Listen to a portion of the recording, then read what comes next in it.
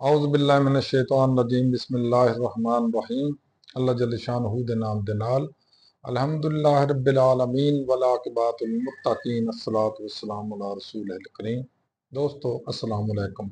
Doctor Naseer कालों हाजिर CNP news तो। दोस्तों मैं देख रहा, तुसी भी सारे देख ही रहे हो कि साडे मुल्क प्यारे पाकिस्तान के अंदर इस कदर दहशतगर्दी हो रही है।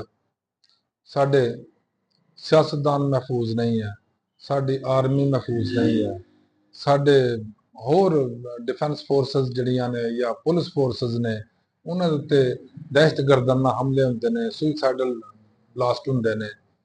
और हैरानगी की गल यह कि ये लोग असी अपने जे तीन साडे शहीद हो जाते थे, असी बड़े खुश होंगे भी तीन असी दहशतगर्द मार दिते हैं। हालांकि ये कोई मुआवजा ही नहीं है। साडा बच्चा जिहड़ा आर्मी च, एयरफोर्स, पुलिस च जिथे भी नौकरी कर रहा, जदों वो इस मामले च दहशतगर्दी का शिकार हुंदा ते हकीकत यह आ कि दिल बहुत तकलीफ महसूस करता।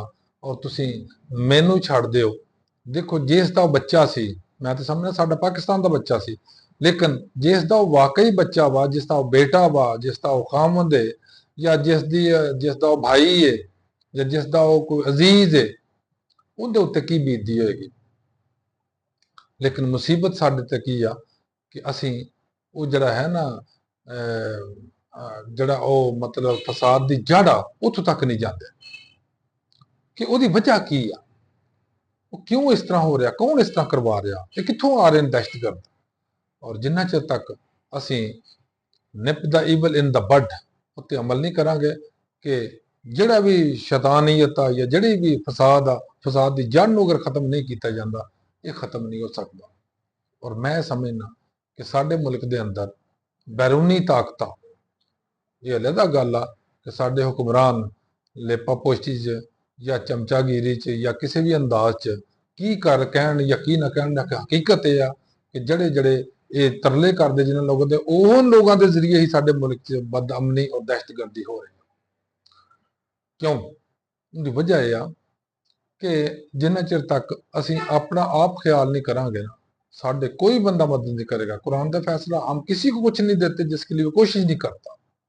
जिन्ना चिर तक असी खुद दहशतगर्दी को खत्म नहीं करने चाहांगे, असी खुद वो जड़ां तक पहुंचना नहीं चाहांगे, असी वो जड़ां नहीं खत्म करने चाहांगे, असी उन्होंने एरेडिकेट फ्राम द रूट्स नहीं करांगे, ये जान नहीं छुट सकती। साडे लड़ाइयां पढ़ाइयां इधर उधर जो मर्जी हुंदा रहे।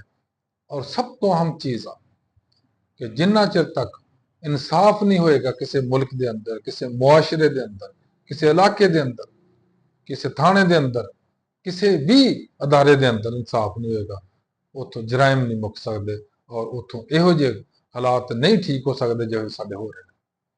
आ जाके तुसीं देखो, सारिਆਂ ਨੂੰ पता कि इस दहशतगर्दी के पिछे कौन आ। तुहाडे ख्याल साडी सियासी पार्टी है? कोई भी सियासी पार्टी साडी नहीं है। ਇਹਦੇ ਪਿੱਛੇ ਕੌਣ ਆ, ਇਹ ਮੈਨੂੰ ਵੀ ਪਤਾ, ਤੁਹਾਨੂੰ ਵੀ ਪਤਾ, ਮੁਖਤਦਰੀਆਂ ਨੂੰ ਵੀ ਪਤਾ, ਇੰਟੈਲੀਜੈਂਸੀਆ ਨੂੰ ਵੀ ਪਤਾ, डिफेंस फोर्सिस ਨੂੰ ਵੀ ਪਤਾ, और साडे डिफेंस सिक्योरिटी एजेंसियां ਨੂੰ भी पता, और सियासतदानां ਨੂੰ भी पता। लेकिन पता नहीं शर्म महसूस करते हैं ਉਹਦਾ ਨਾਂ ਲੈਂਦੇ ਆ ਜਿਹੜਾ वाकई दहशतगर्दी अंदर कर रहा पाकिस्तान दे। और उन्ना चिर तक दहशतगर्दी नहीं हो सकती जिन्ना चिर तक ये पिछे एक बकायदा प्लांट काम नहीं चल रहा होगा। बकायदा प्लानिंग के तहत सब कुछ हो रहा। मेरे मुल्क को अनस्टेबल करने वास्ते प्लानिंग के तहत सब कुछ किया जा रहा। ये कितों हो रहा, ये मेरे तो ज्यादा मेरे इंटैलीजेंसिया को पता हो कि कितों हो रहा। लेकिन पता नहीं की वजह कि उन्होंने क्यों नहीं खत्म कर दे जितों ये हो रहा।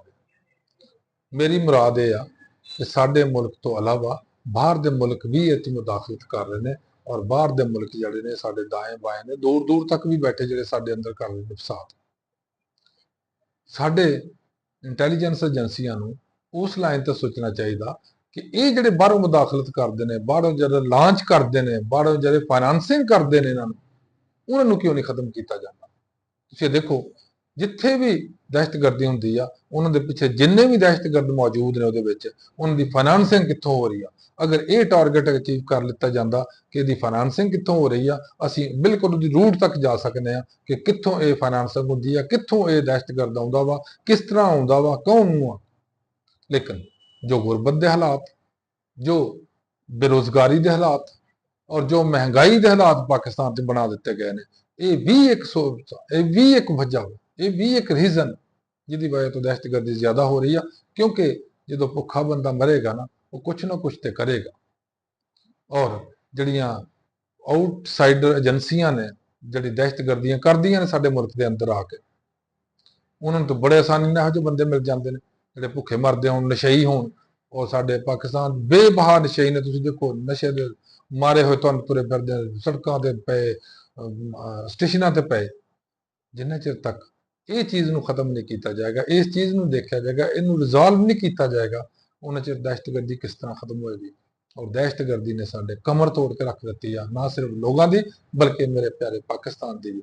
ਅਸੀਂ ਦਹਿਸ਼ਤਗਰਦੀ 'ਚ ਆਪਣੇ ਬੇਬਹਾ ਲੋਕ ਗਵਾਲੇ ਨੇ, ਔਰ ਬੜੇ ਬੜੇ ਆਲਾ ਕਿਸਮ ਦੇ, ਬੜੇ ਬੜੇ ਅੱਛੇ ਕਿਸਮ ਦੇ ਆਪਣੇ ਸਿਆਸਤਦਾਨ ਔਰ ਫੋਰਸਸ ਦੇ ਡਿਫੈਂਸ ਆਫੀਸਰ ਸਾਡੇ ਜਿਹੜੇ ਸਨ, ਉਹ ਵੀ ਅਸੀਂ ਗਵਾ ਲਏ।